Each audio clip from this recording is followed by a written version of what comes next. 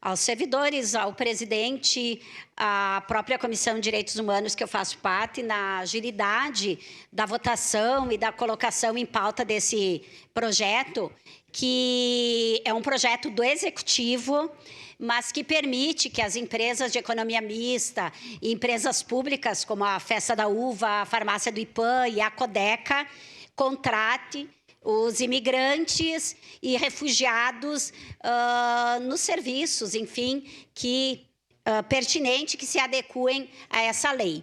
A gente sabe que o processo migratório hoje no mundo é uma das coisas que mais, aliás, sempre existiu, que o ser humano, desde a pré-história, a movimentação de pessoas de um lugar para o outro é uma das coisas que nunca deixou de existir. E, assim como tem muitos de nós que vão para outros países, muitas pessoas de Caxias que estão em outros países, cada vez mais vêm pessoas de outros países para cá.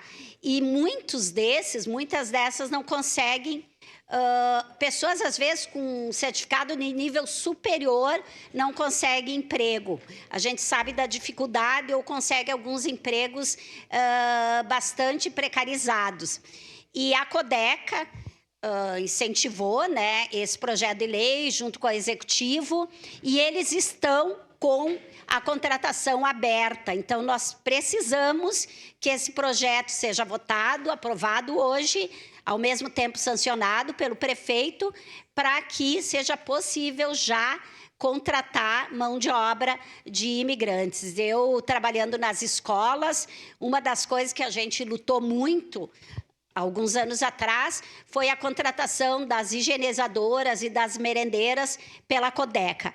Isso aí mudou muito o serviço nas escolas, não se compara da precarização, da dificuldade que era com as empresas terceirizadas em outros momentos, e também, muitas vezes, falta mão de obra. A gente sabe que, além da necessidade de locomoção, de transporte, o salário não é tão atrativo assim, mas é necessário que tenha a pessoa se propondo a trabalhar.